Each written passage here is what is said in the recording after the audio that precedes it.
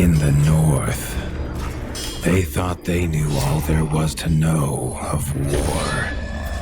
Until the War of the Rift. While the Southern King hid, warm in his keep, the Darkwings cut their bloody trail from frozen north to winter's edge. Alone, the Warden and his small garrison turned their whiskers to the icy wind. At the end of hope, in a last barrage, they wiped Batkind from the land and memory. With no sign of the Darkwings' return, in time, few believed them little more than a fairy's tale. But at Mount Cauldron, time had been all they needed. An old enemy claws free of their icy tomb and hungers for vengeance. But not all is lost. King Rattus brings north a cause for hope. A bastard prince, placed in the paws of the Warden of the Wastes to raise as his own. A secret of blood never to be told. Now, fate calls for a hero in a murderous screech, and one young rat will answer.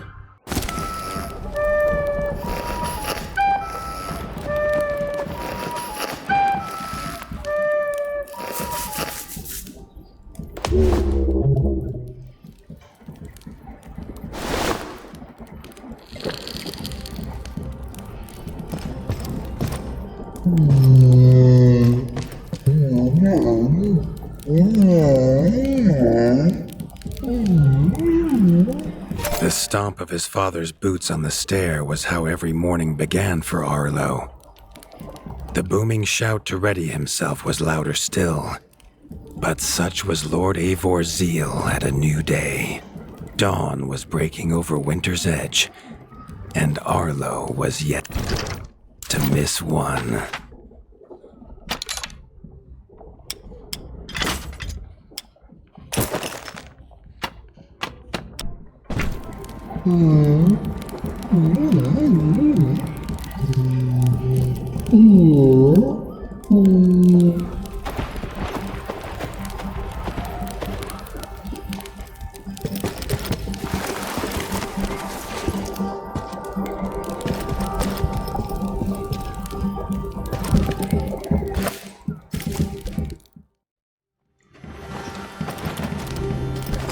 The castle echoed with the horns of the returning hunters, bringing their night's bounty. Arlo's little heart quickened to hear it. The only thrill to be found inside the high walls was a hunter's tales of what lay beyond them.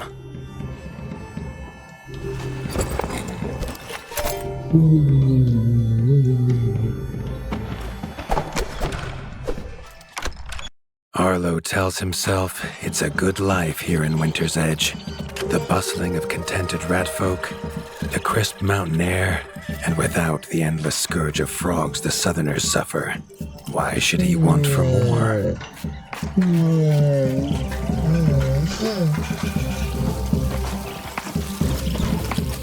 Arlo has no memory of his mother, but Hilda's food was a true taste of maternal kindness. With the right ingredients, she would make meals nourishing to body and soul.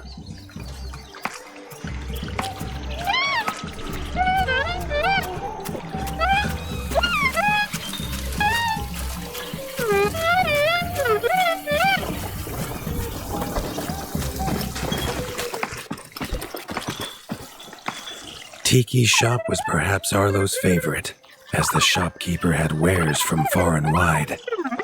But getting him to part with his curiosities was never easy.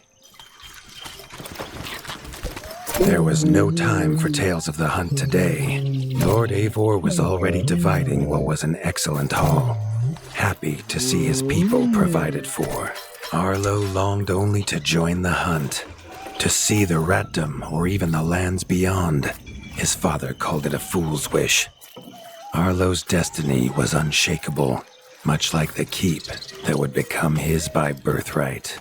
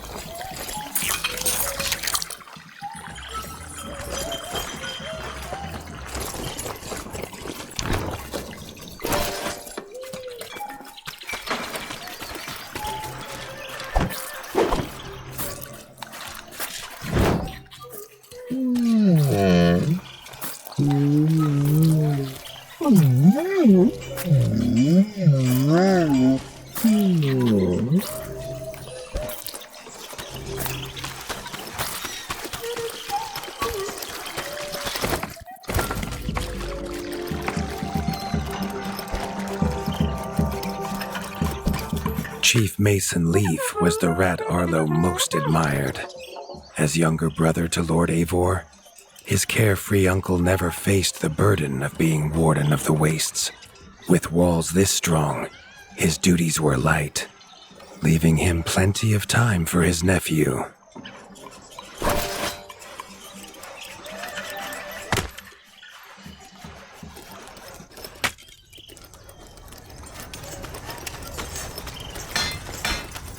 Crunk was a rat's rat, with no interests beyond his forge. If you have the parts, this Mastercraft's rat can make armor and weapons that would see off a sky scorcher bite, or so he claims.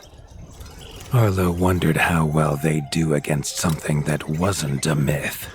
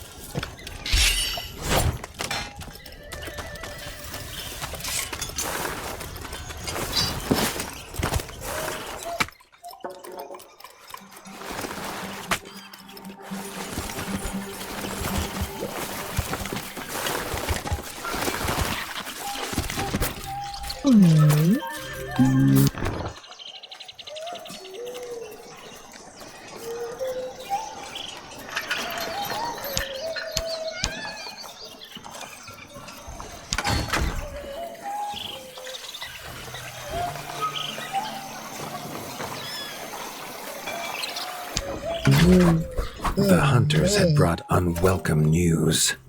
A family of the reviled creatures ratfolk called backstabbers had moved into the wastes. Eivor told his son to fetch his weapons.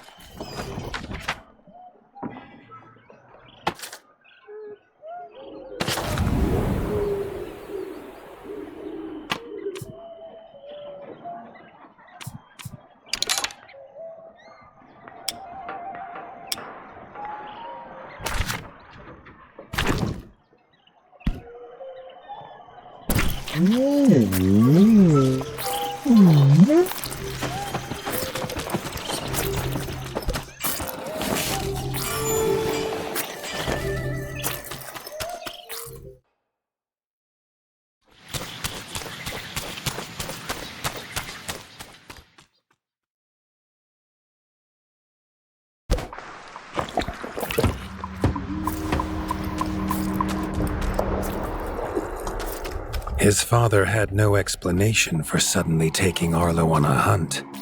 It even gave the hunters pause. Arlo had been taught to fight, and better than most. But rarely had he been tested. He was determined to prove himself.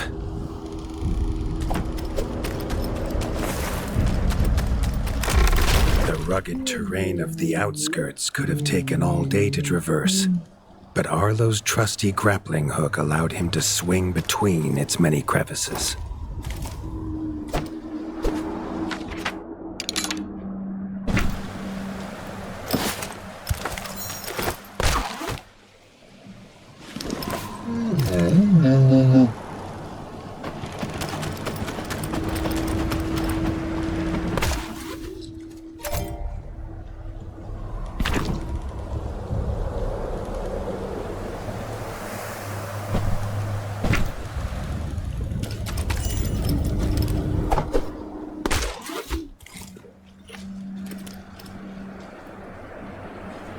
Arlo liked the feel of a sharp axe cutting through the vines. The wilds were part of his home, and nothing in them would frighten him.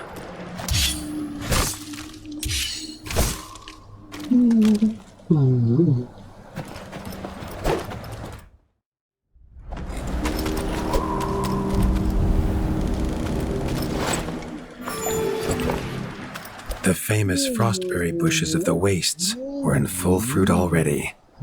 Their juice made a healthy tonic, though Lord Eivor preferred them fermented.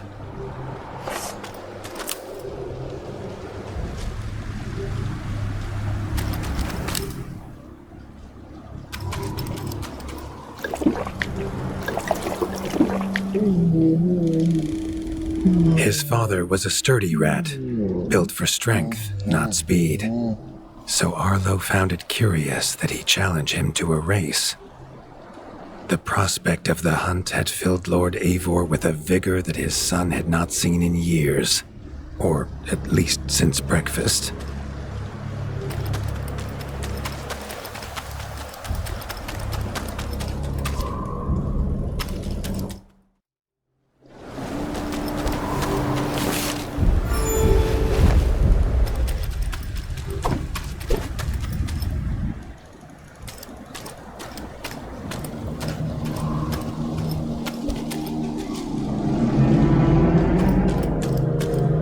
Warden fights the hardest battles, he told Arlo, and needs the sharpest blade. With that, Eivor gifted Arlo his own sharpening whetstone.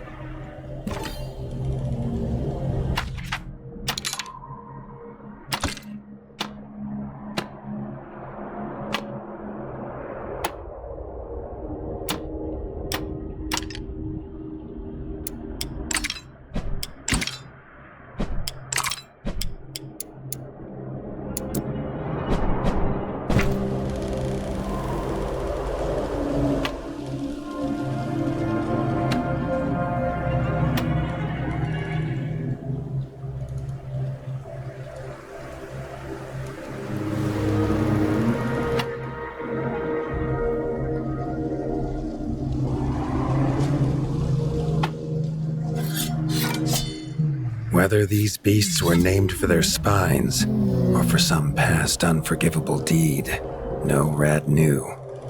Either way, Arlo was about to find himself at the pointy ends of this brood. Even young backstabber Red attacks were brutal, but a well-timed dodge would see Arlo escape unscathed.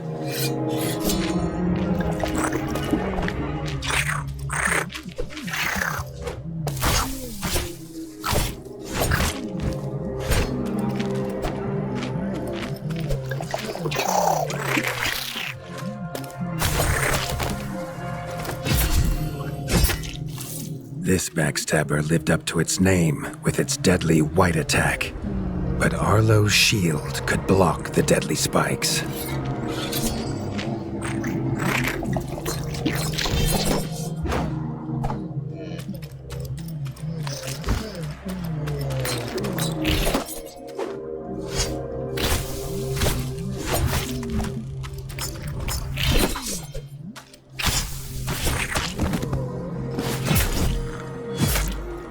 This young one used vicious yellow attacks. Arlo had to time his parries perfectly.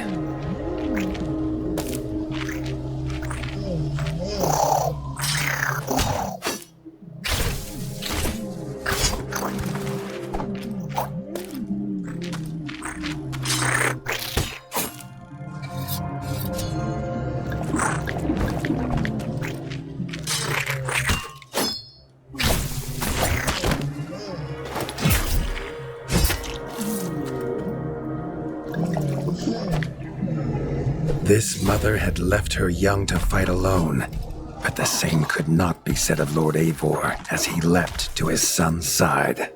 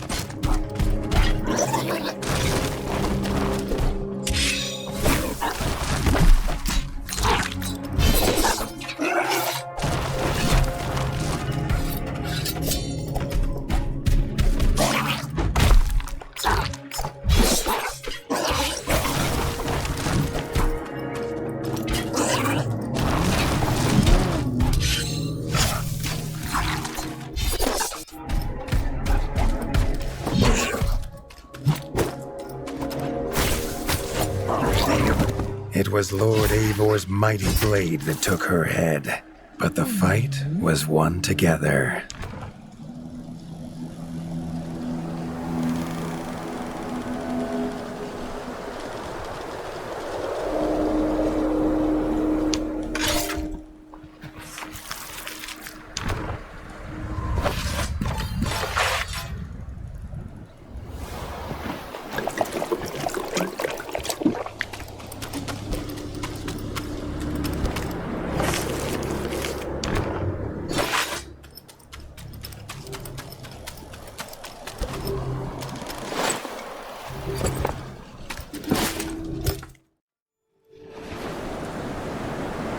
Arlo basked in his father's pride, almost as warm as at the fire inside Winter's Edge.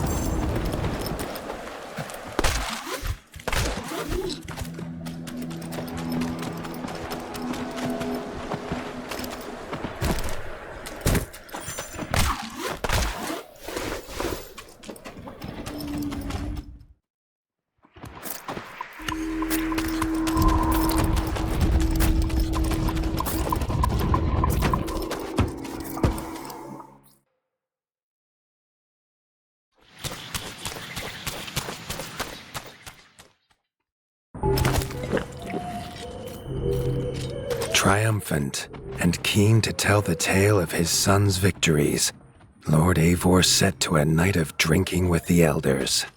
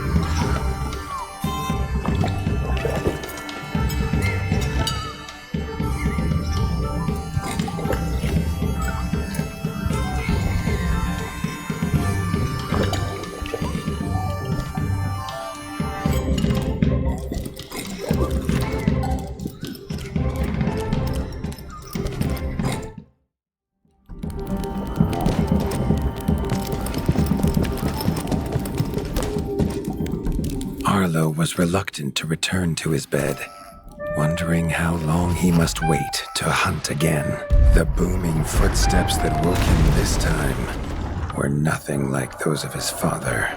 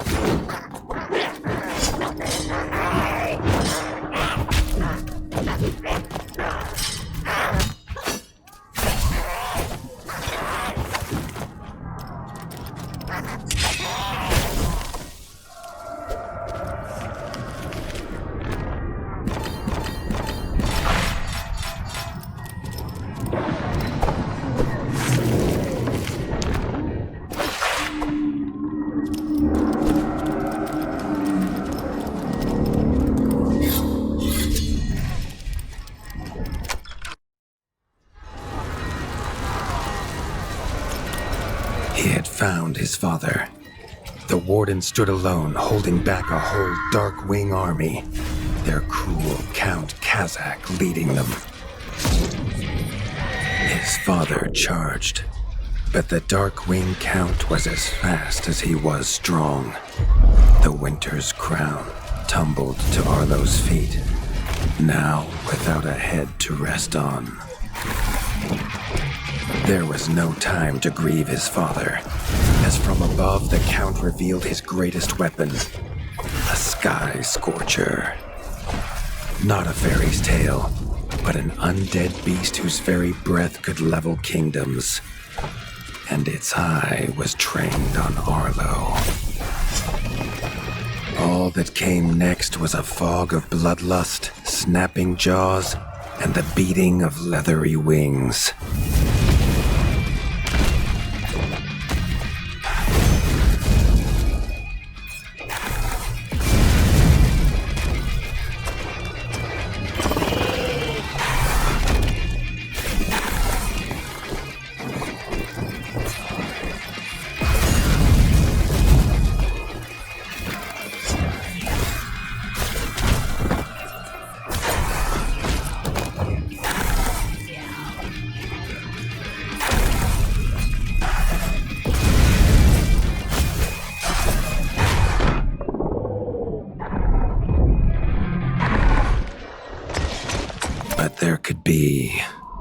No victory.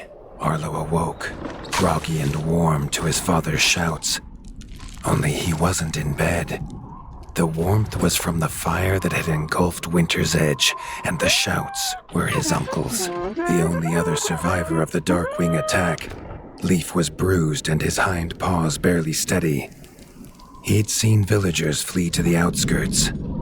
Arlo knew it was up to him to make them safe.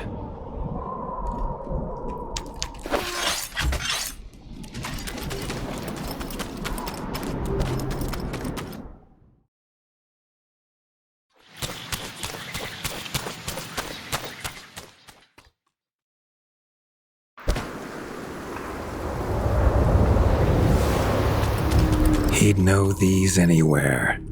Krunk's smithy hammer and Hilda's chef's knife. Arlo wondered why they would leave them here.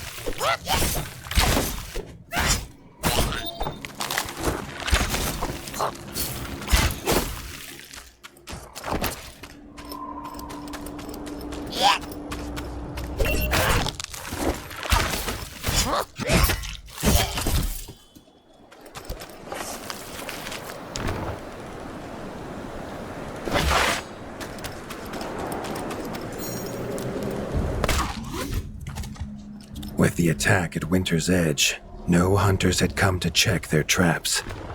Arlo thought he might find a use for them.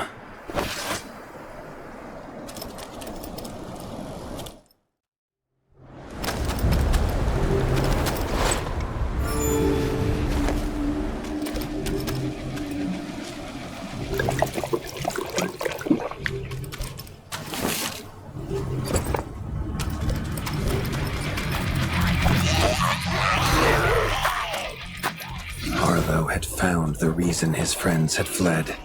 The taunting shrieks revealed that this was Baron Frostovic, son of the Darkwing who took his father, and therefore a perfect target for his revenge.